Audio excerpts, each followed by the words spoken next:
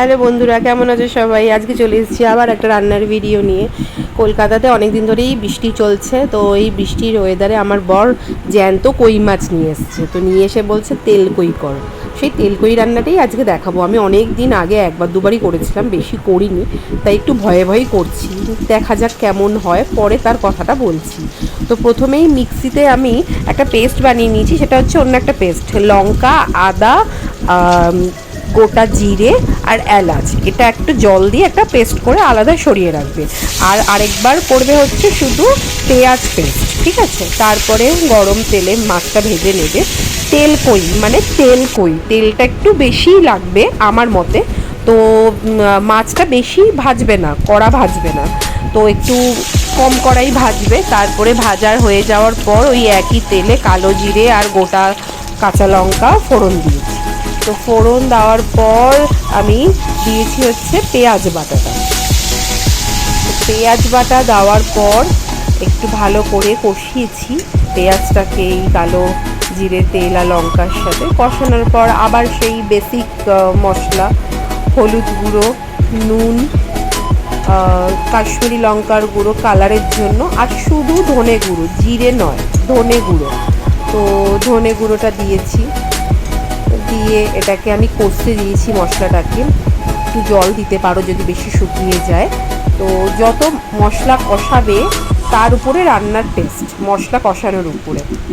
তো আমি আমার মতো করে কষিয়েছি মশলাটাকে। কষানোর পর দিয়ে দিয়েছিলাম সেই প্রথমেই যে আমি মশলাটা বানিয়েছিলাম, যেটাই ছিল, আবার রিপিট করছি, গোটা জিরে, গোটা জিরে, কাঁচা লঙ্কা, এলাচ আর আদা, এটার পেস্টটা আমি দিয়ে দিয়েছি। তো এটার পেস্টটা দিয়ে আবার মশলাটাকে সাঁতলেছি। সাঁতলানোর সময় যখন শুকিয়ে এসছে, তেল ছেড়ে দিয়েছে, তেল ছেড়ে দেওয়ার পর আমি দিয়ে দিয়েছি জল। ওই একই বাটি বা মিক্সিতেই যদি তোমরা একটু জল দিয়ে ধুয়ে রাখো, ওই জলটাই তোমরা দিতে পারো। আর মাঝখানে আমি স্কিপ করে গেছি ভয়েস ওভারে, সেটা হচ্ছে টমেটো। তো তোমরা টমেটো দেবে।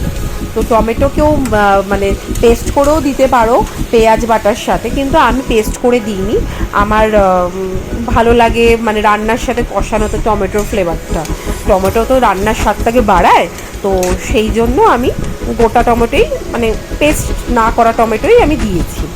তো দেওয়ার পর যখন পুরো ব্যাপারটা কষে আসবে, কষে আসার পর একটু চিনি দেবে। চিনি, ওই যে আবার আমি কেন চিনি দিই, কারণ চিনি না দিলে একটু রান্নায় টেস্টের ব্যালেন্স আসে না। তো সেই জন্য আর কি খুবই সামান্য চিনি, যারা পছন্দ করো না তারা স্কিপ করে যাবে। তো চিনি দিয়ে আমি আবার কষালাম, কষিয়ে জল ঢালবে।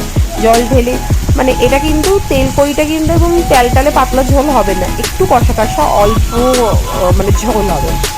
তো সেরকমভাবেই জলটা ঢালবে। তো অল্প জল দিয়ে যখন ফুটে উঠলো ঝোলটা, তো সেখানে আমি মাছগুলো ছেড়ে দিলাম।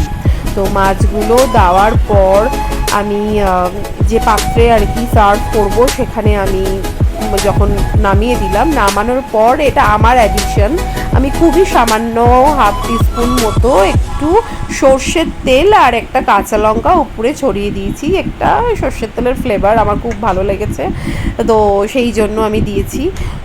তো করে তো খুবই ভয়ে ভয়ে ছিলাম, খাওয়ার সময় বড়মশাই কী বলবে, বাট বিশ্বাস করো খুবই ব্যাপারটা আমার কাছে একটা সারপ্রাইজ ছিল, কারণ আমি সেরকম তেল কই করিনি কোনো দিন, অত আমি মানে অভ্যস্ত নই। তো যখন করলাম, করার পর যখন খেলো, মানে সে চেটে পুটে খেলো। ইভেন মানে মাছ তো শেষ, 2 পিস মাছ দুপুরেই খেয়ে নিল। আবার আমাকে বললো, তুমি যদি না খাও রাতেও আমার জন্য 2 পিস রেখে দাও। আমাদের 4 পিস মাছ ছিল। তো আমার অতটা তেল কই ব্যাপারটা ভালো লাগে না, প্রচুর কাটা থাকে বলে। তো যাই হোক, আমার এবারের তেলকই খুব হিট হয়েছে। তো খুবই চেটেপুটে খেয়েছে আমার কর্তামশাই। তোমরাও করে দেখো কেমন হয় আমার রেসিপিটা, আর জানিও কেমন লাগলো তোমাদের। চলো, আজকের জন্য টাটা।